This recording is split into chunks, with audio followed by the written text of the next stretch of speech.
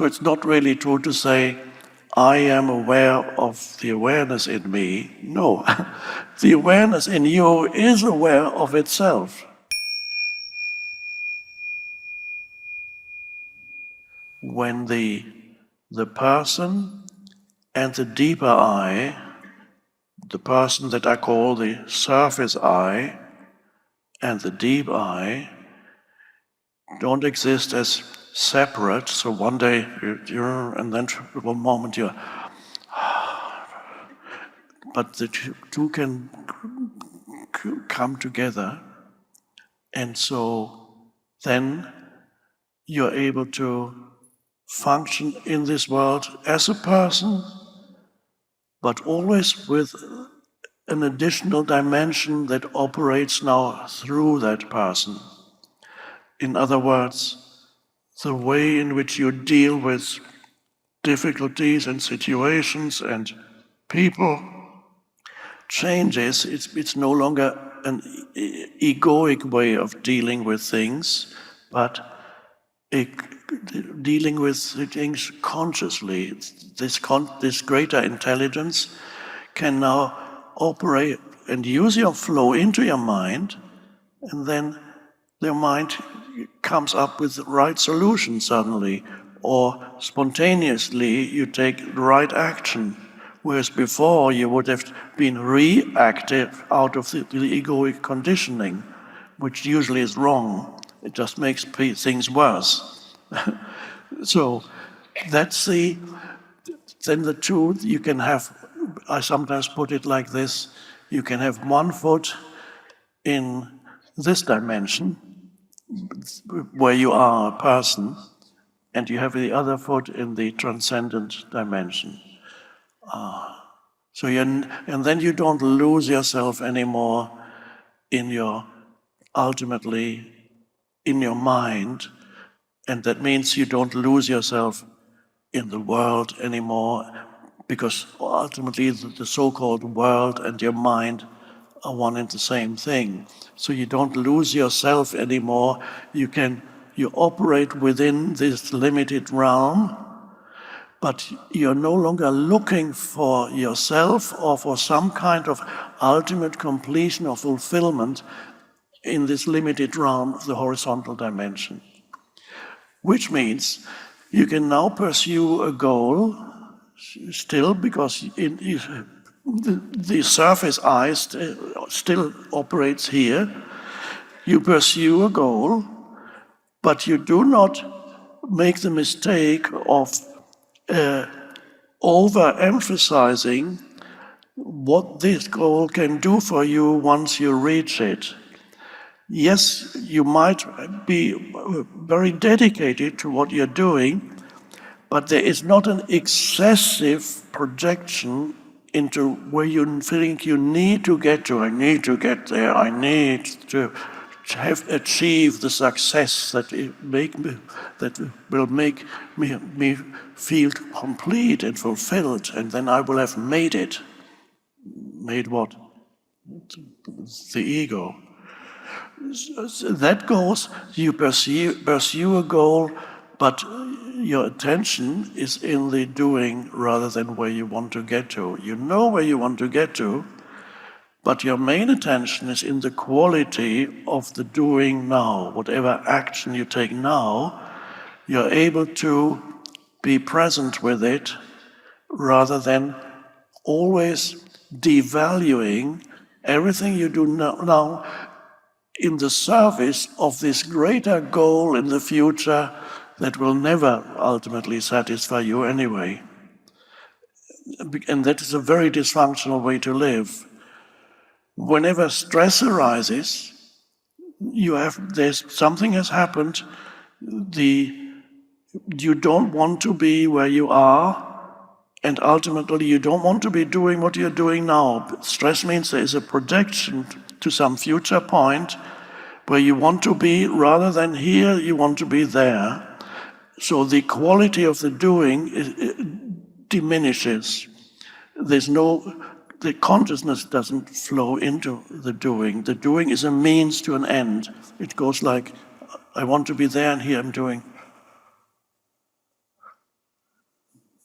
instead of, yes, peripherally you know where you want to get to, but that's not where your main focus is, your peripheral. But your main focus is the doing itself. So the doing is no longer in the service of the future. It is self-fulfilling. And then it becomes actually much more empowered. In other words, you enjoy the doing. No matter what it is, there is an enjoyment of the energy that flows into the doing. And that's enlightened or conscious action, as I call it. Conscious action. It's not reduced just to a means to an end. Yes, it is also a means to an end, but it is not only a means to an end. It is fundamentally an end in itself, the doing itself. That's already, this teaching has already, the ancient scripture, the Bhagavad Gita, which if you haven't read it, you should, nobody knows how old it is, maybe 2,000 years or more. Again, one of the main lessons in the Bhagavad Gita is it is possible to perform an action without losing yourself in some desired goal, which in the Bhagavad Gita is called the fruit of the action.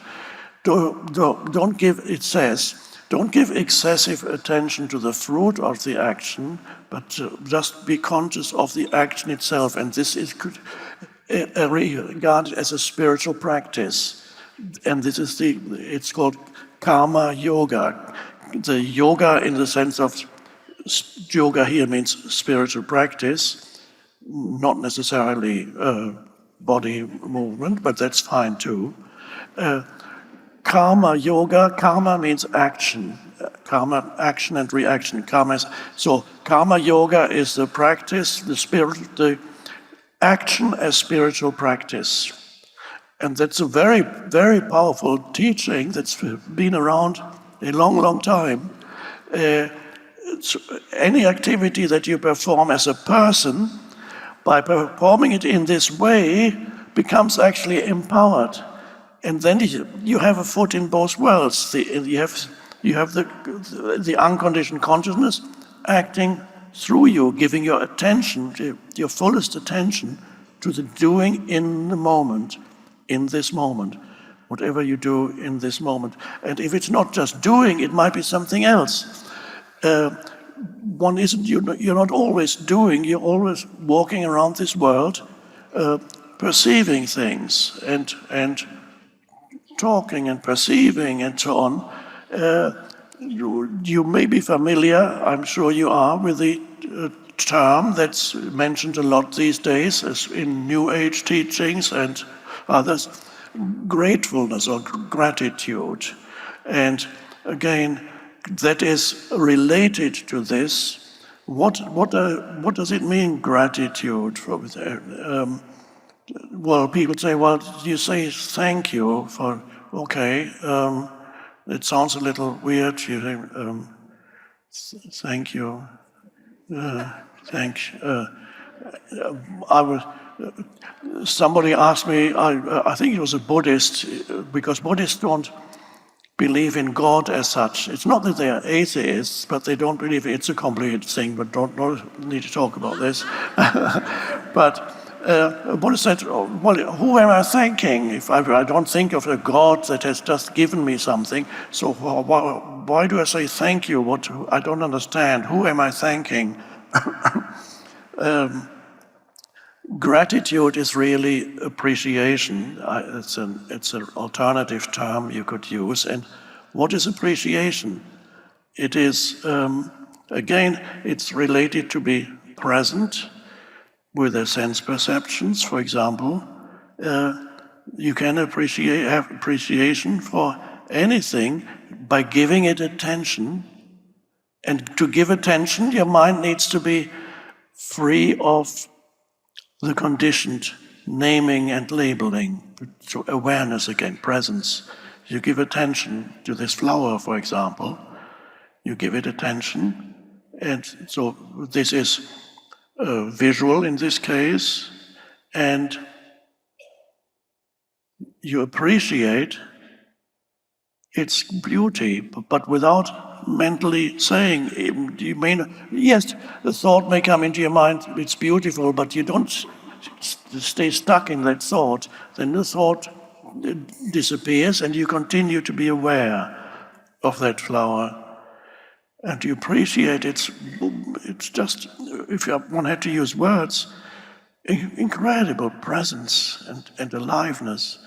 And then it's a kind of thank you arises that is not necessarily verbal, it's a deep appreciation. But you can even do it with even so-called inanimate objects. There's a glass of water here, and I can see the reflections of the light in the water. It's really beautiful. And for a moment, the mind stops and simply perceives the incredible beauty of this, without even calling it beauty. Wow. And then you feel this, everything is a gift. There's a aliveness all around you. Some people make a mistake with the gratitude practice, which is a way of being in the present moment. The mistake is they associate gratitude with a story in their mind. And the story would go like this: I really should be grateful for what I have because look at all these people who have less than me. Okay, well, this may be true, but it's not.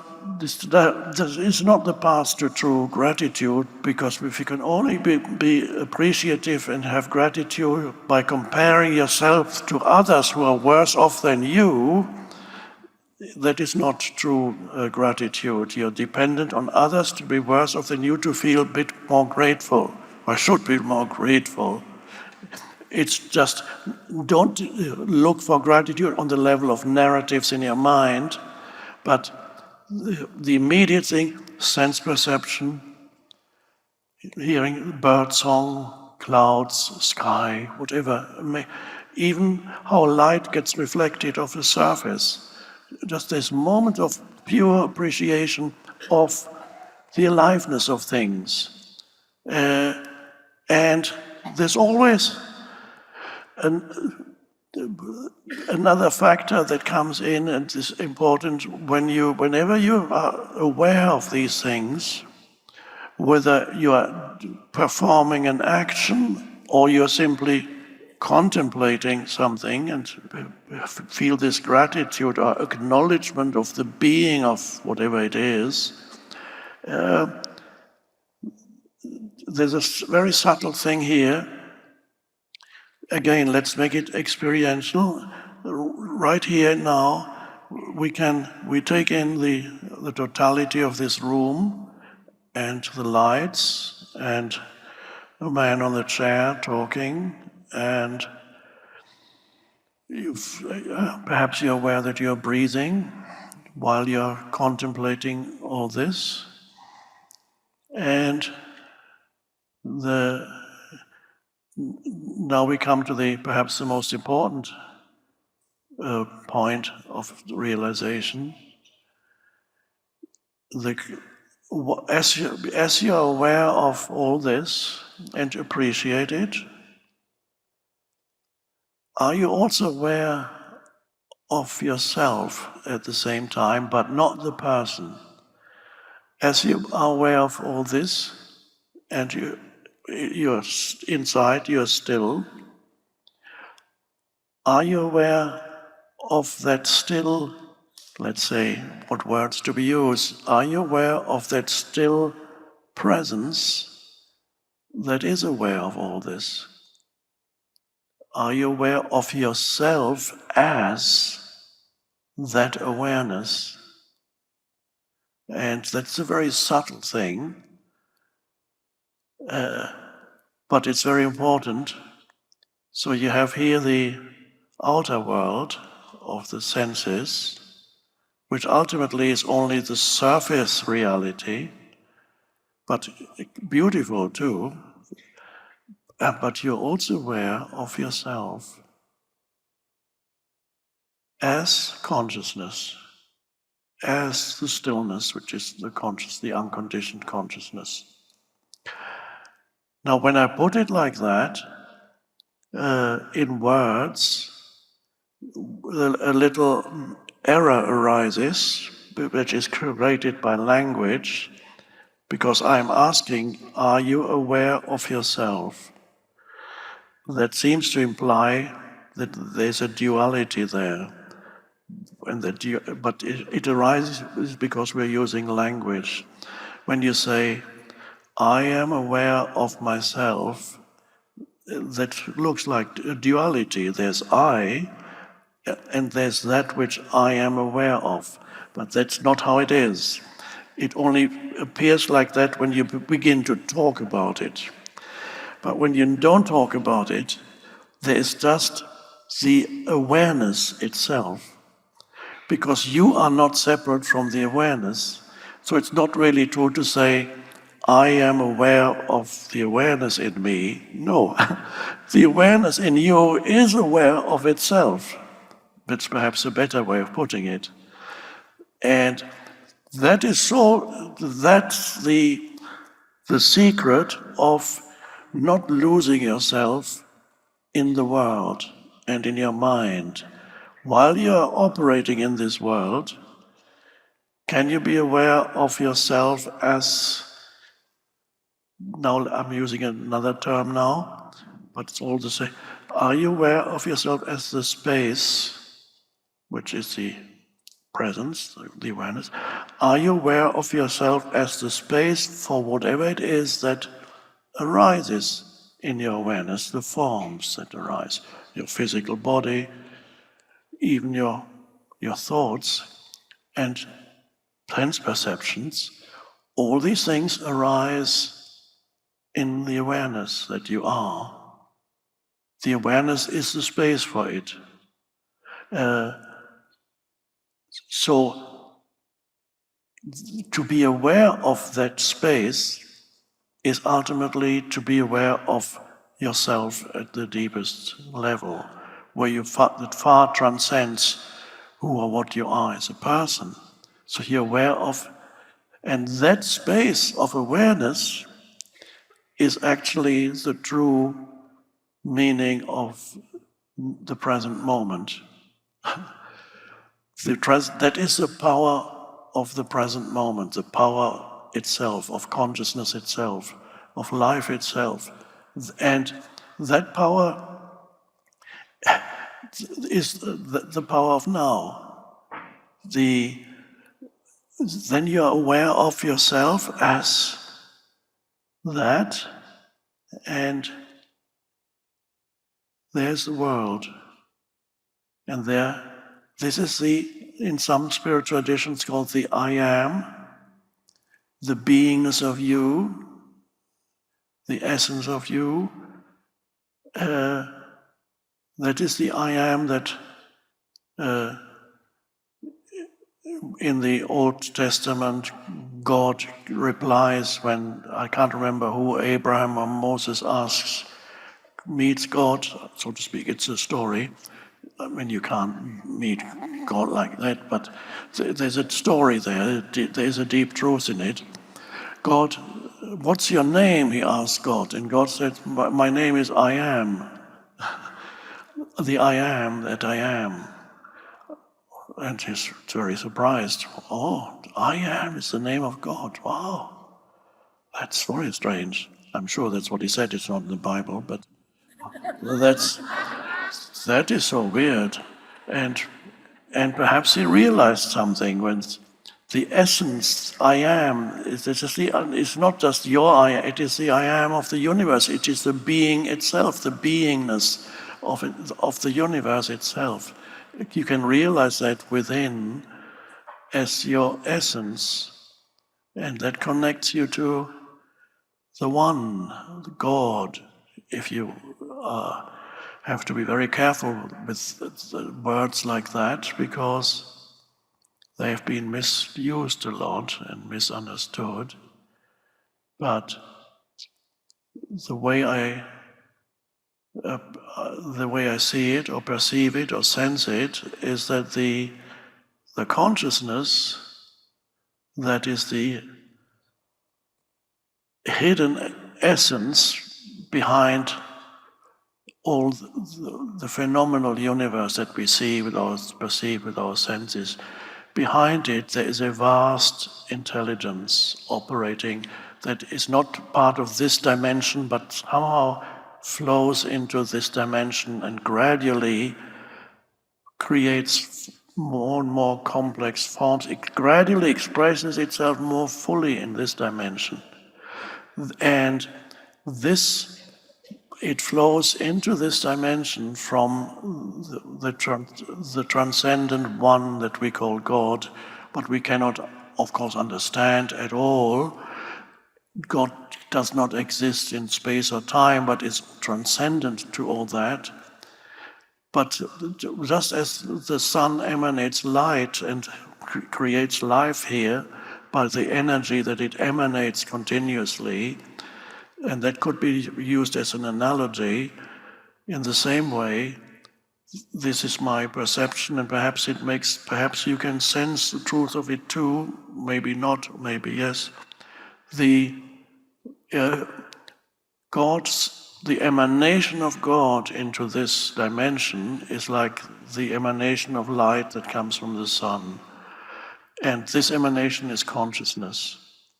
And this consciousness is behind every form that arises here. It's an intelligence that operates. You could also call it the soul of the world. The ancients had a term for it. That in Latin it's called anima mundi, the soul of the world. That everything ultimately is a manifestation of that deeper transcendent aliveness. And so what you sense in yourself as the consciousness, is the light of God in you and as you. It is the light of God in you. That's how I sense it somehow. And so just as the light of the sun is not separate from the sun, it's an extension of the sun, one could say. In the same way, the consciousness that flows, that is the essence of what you are, is an extension of God, is an emanation of the one source of all life, and that is you. That is the essence, but that is the transcendent self, which the Buddhists call no self. That is the essence. So in essence, you are the light of God in this world, one could say, the light of consciousness. You are the light of the world as consciousness, and that's exactly what Jesus said to his disciples. You are the light of the world.